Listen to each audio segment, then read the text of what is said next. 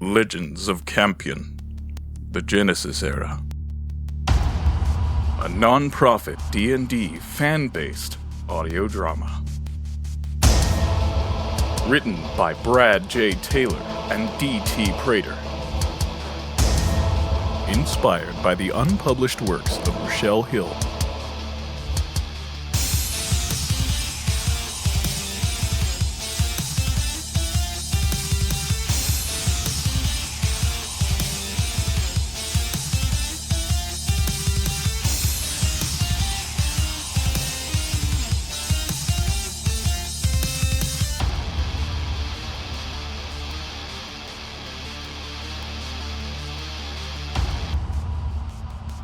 Episode 2, Honor and Sacrifice.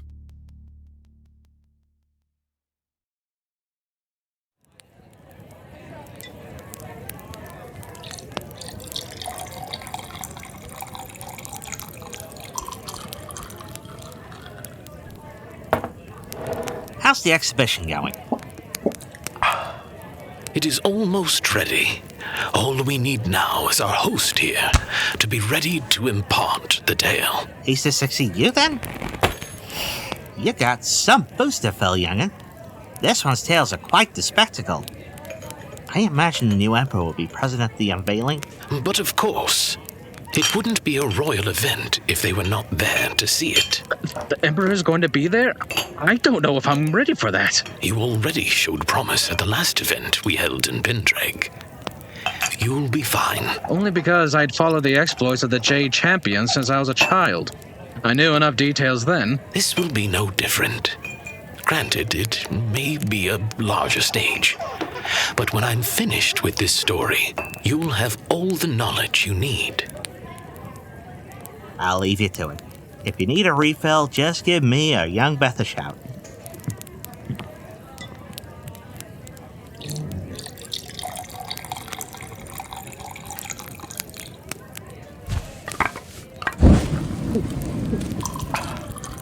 Master, I have a question. Of course, my pupil.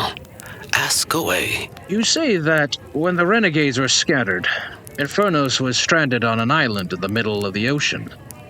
How did he return to the field? Well, what you need to remember is that Infernos wasn't merely a towering mass of flame and muscle. He was also extremely clever and very persuasive. Knowing that the power of fire waned in comparison to that of water, Infernos made a safeguard for himself and his Ember warriors at the beginning of his rebellion. He met with one of the most powerful water primals and convinced him to join the rebellion. The one known as Maelstrom. Aware of Maelstrom's neutrality, Infernos told him of Alkai's plan to bring mortal races into the Archworld, and reminded him of how the mortals destroyed everything they touched, even the seas and oceans. I imagine this Maelstrom was thrilled to become part of Infernos' grand plan to prevent the mortal races from inheriting the world. On the contrary, Maelstrom thought the whole idea of rebellion was folly. After all, who in their right mind would ever try to take what was his? Besides, even though he was neutral, he had no desire to even try to turn on the Creator. If that was the case, why would he even consort with Infernos to begin with? Because Infernos made him an offer he found hard to refuse. What could Infernos offer that was greater than serving Alkai? Dominion. Utter, unchallenged dominion of every body of water in the multiverse. But didn't you say that Maelstrom was one of the most powerful water primals? Surely he already had dominion. Only in this world, and only as part of a collective, not as a singular ruler. You see, Maelstrom, despite his power, still had to abide by the laws of the Primal Council, of which his older brother was a very influential figure. And of course, being given utter dominion would give him the freedom to do as he saw fit. I understand now. Indeed. And like Infernos, Maelstrom wanted more than anything to protect his domain, by any means necessary. And so began their uneasy alliance. And I assume that Infernos capitalized on this alliance in order to return to the field. Indeed.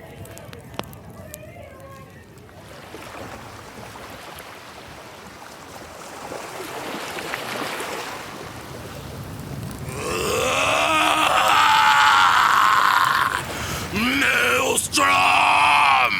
I know you can hear me! Come forth to me! Within a few minutes, a great wave rose out of the sea and parted to reveal the shark-like face and muscular frame of Maelstrom.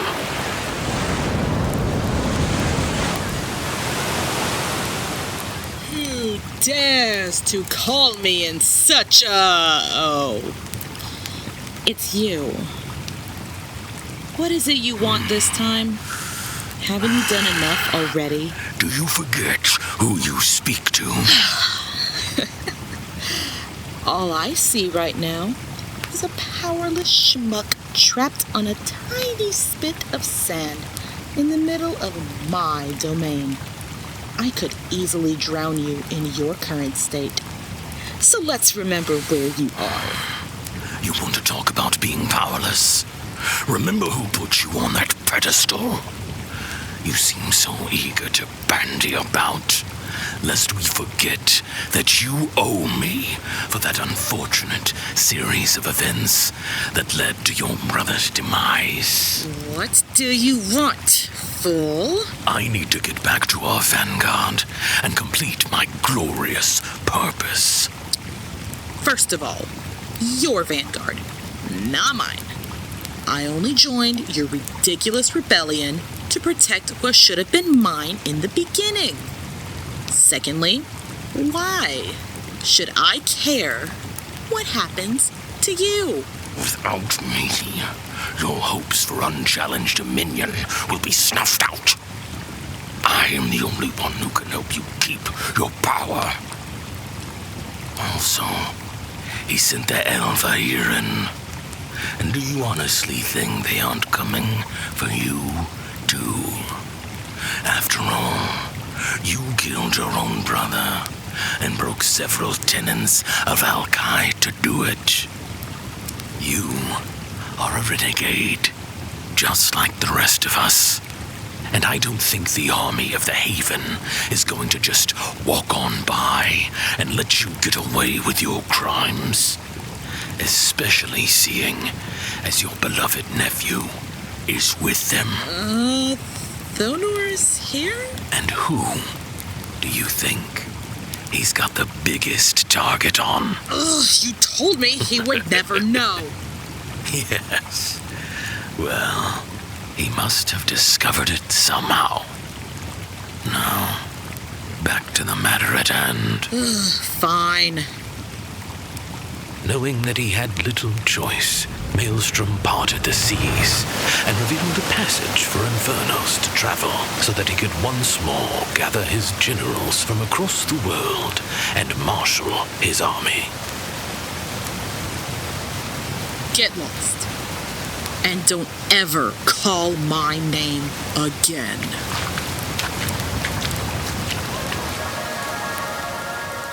I thought the laws of Alkai forbade revenge. Indeed. And Thonor certainly wasn't about to put his own vendettas above the will of Alkai. But I did say that Infernos could be very persuasive. What about the Alvairn and the surviving Titans at this time? I can't imagine they were idle. Thank you, dear. For a few days, Isirithon was tending to the wounded and preparing the dead with Ahtreya. Though the Alvairn had claimed victory at the gate of creation, it had come at a great cost, and there was still more work to be done.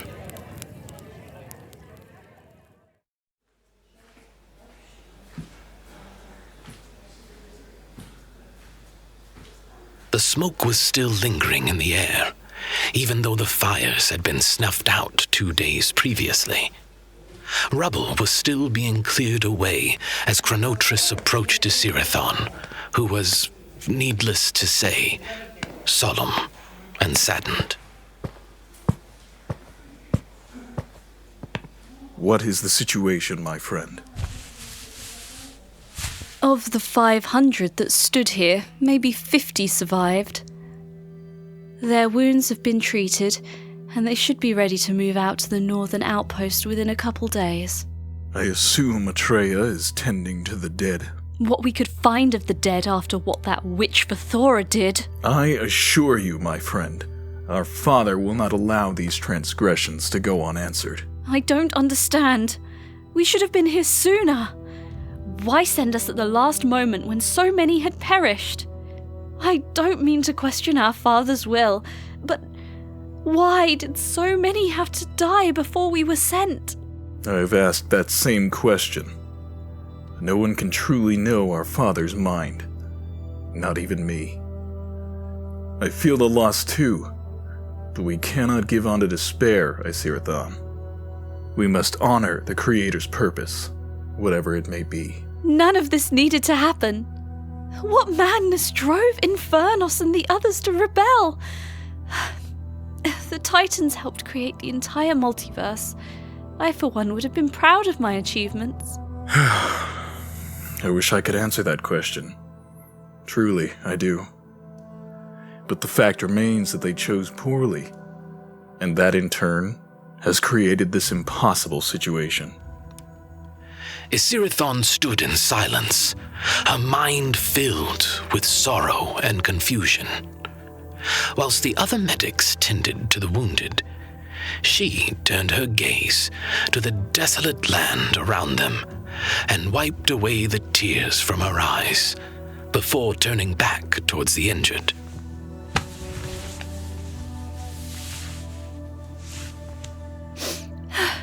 I must return to the wounded. They didn't deserve any of this. Chronotress tried to speak words of comfort, but Isirithon was in too much pain and simply walked back to the injured warriors without another word. So Isirithon was a healer? Indeed, and a pacifist too, for the most part. It was her job to treat wounds and heal ailments. She was the best healer in the Alvairn, possibly the multiverse, owing in part to her training by the Archangel Raphael. Wait, she was trained by the Master Healer themselves? Indeed, which is why not only was she the greatest healer in the multiverse, second only to Raphael themselves, but was also why she had such a deep love for all life and wept when it was wasted. So having that much of a death toll must have been extremely difficult to handle. I can understand why she was so full of questions and anger. They all were. It was especially difficult for Chronotress. Being a Warden of Time meant that he could have stopped it sooner. But he knew, as we all do, that the will of Alkai seldom flows in the straightest of lines.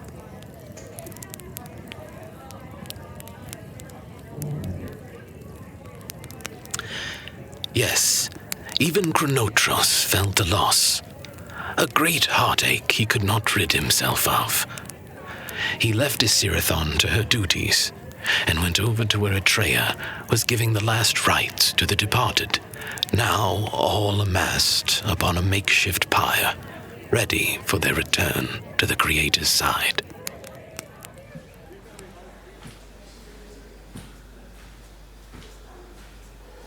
How goes the last rites? Their spirits are troubled, confused. Maybe if they heard a prayer from you, it might give them the courage to continue to their final rest in the Creator's embrace. I will try. Father in the Haven, Creator of all things, hear my prayer for those who have died in your service and for your will to be done. Alkai, my father, my creator, I come to you on behalf of your loyal warriors who have fallen. Take them into your loving embrace and grant them peace and rebirth according to your design. Warriors of my father, seek those who await your final journey.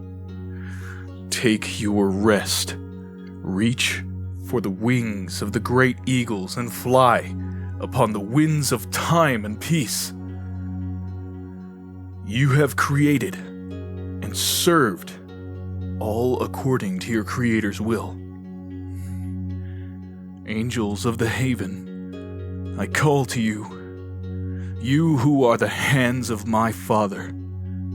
Guide the souls of his architects, those who have crafted, fought, and died for the will of he who made you, to the crux of rebirth. This I pray, that according to your will, my Father and no others, you hear my voice and the voices of your loyal subjects and guide them in your beauty.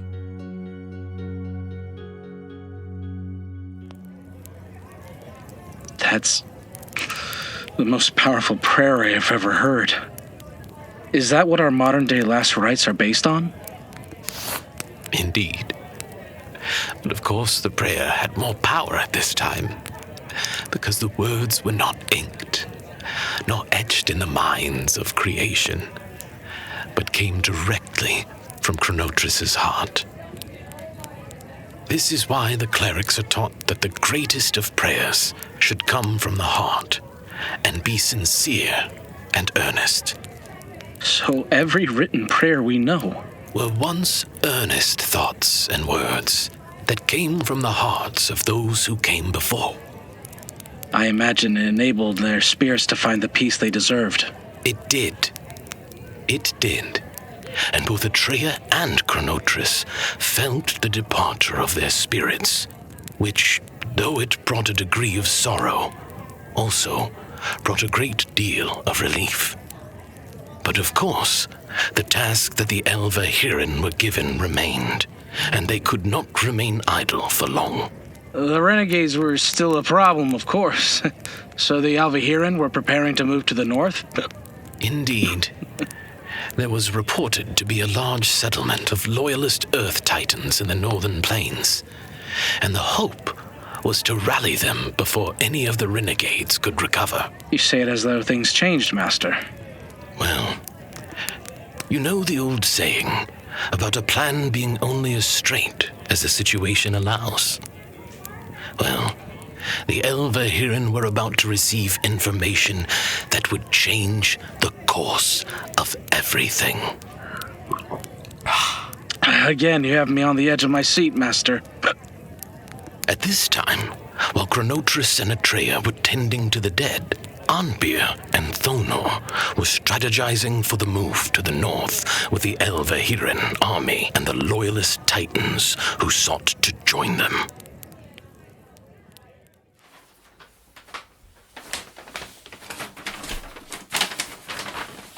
I respect what you say, of course, First Wolf, but the most direct route to the north is over the mountains of Grimnar. It will take days off our journey. I grant you that, but my scouts report that the mountains have become treacherous. It seems that some sort of storm has caused the way to be blocked by rubble. That's just a bit of rock and silt. Did we not oversee the creation of those very mountains? It would take us mere moments to clear. Indeed it would. If it weren't for the renegades, fighting them and trying to organize the clearing of the way would exhaust our time. And time is precious. Every second we waste gives way to the traitors. A fine point you make. But then your idea would take us around the mountains and through the Glen of Aramis, which would take over 2 weeks. But more would be the time we waste going through the mountains. Forgive the intrusion, but I have news from the west that may settle this dispute. You really should announce your presence before you operate out of the ether, Jahrett. The west, you say? Indeed. What was once the forest lands of Galhart, before vipers got his dirty hands on it. What news, Spymaster? It would seem that Vipers has been playing around with something more diabolical than ever before. My last report from my agents was that he was killing everyone in sight, renegade and loyalist alike, and absorbing their essence into some dark aura. For what purpose? Alas, I have no further reports. My assumption is that he is using a similar power to one we have fought before. And if that's the case... That venomous. Then our path is set. We must inform Chronotress of the decision. I still think the mountains would have been better. Send word to my son, Ahtreya and his hunting party. They must return from the mountains immediately with all haste. At once, First Wolf. Hold a moment. Have you not heard? Heard what? Ahtreya is not in the mountains. What? He headed for Galhart yesterday to investigate the situation further. Under whose orders? None but his own. He invoked the Hunter's Reed. He did what? What is the Hunter's Reed? It is an old evocation used by the Alvairn, whereby an Alvairn who has been wronged in some way may seek justice according to the will of Alkai. Whilst revenge is forbidden, embodying the justice of the Creator was admissible, provided they did not breach the tenets to do so. What was the justice that Ahtreya sought? Well, that, my dear apprentice, is tomorrow's tale. But Master! The hour is late, and we have much more work still to do in the morning. Besides, we have had quite the skinful, and must be sharp tomorrow. Fear not. All will be revealed as the tale progresses. Of course, Master. In the morning, then. Indeed. Rest well.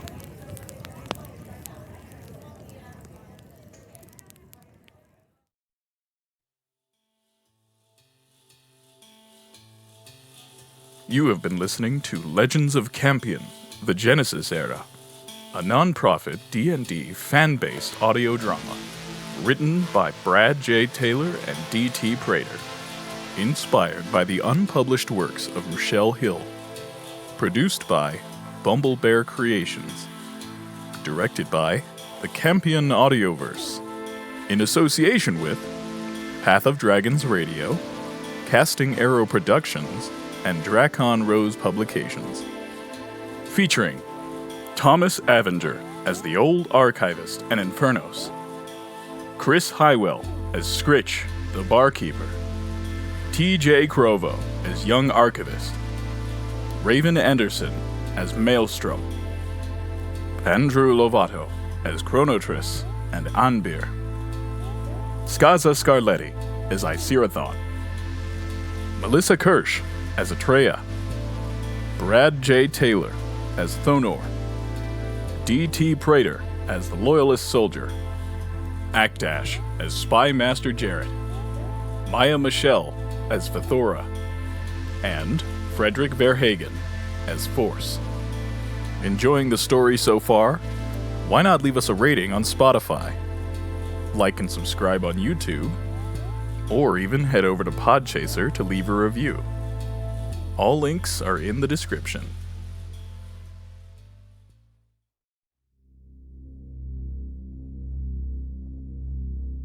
We were so close.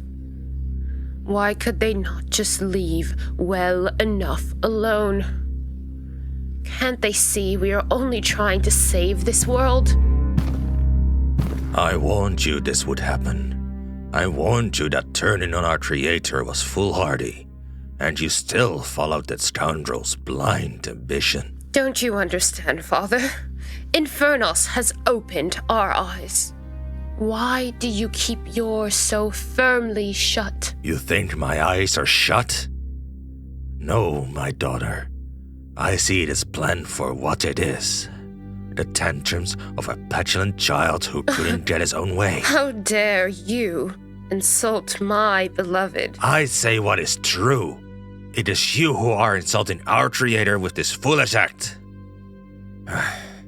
Please turn from this path before it's too late. You know what becomes of traitors and usurpers. Oh, Father. Don't you understand? What kind of twisted power is this? What have you done to yourself? This, dear Father, is the power that was denied to us by our so-called creator. The power to dominate this world, which is rightfully ours.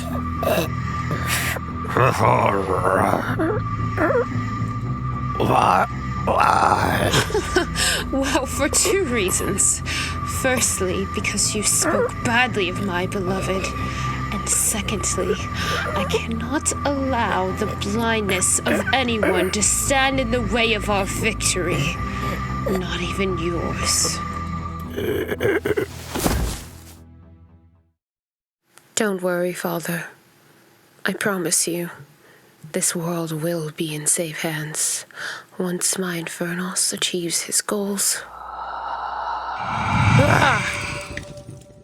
And with the power of a primal, I will finally be able to create an army worthy of such a glorious purpose. Rise once more, army of Infernos. Return from the oblivion of death to serve as we march towards our glorious purpose. To walk unhindered, to fight without rest, to march on our enemies with a ceaseless fury.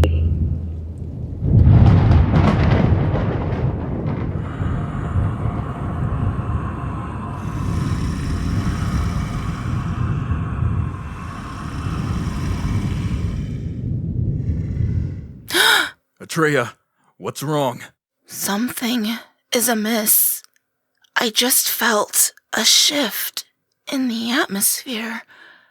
An ominous power. What kind of power, Ahtreya? The spirits, they seem to have become enraged, trapped, clawing, gnarling, screaming. The screaming won't stop. Chronotress, it's him. He's trying to come back. He's using Fthora to do it. Who? Who's trying to come back? The Devourer.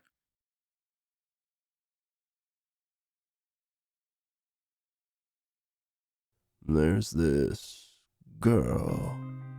She asked for the killing of 2 Arcadian guards. She promised totems. Something someone like you should be carrying around, knowing your position. I don't care about King if that's what you're trying to get out of me. He's gotta go.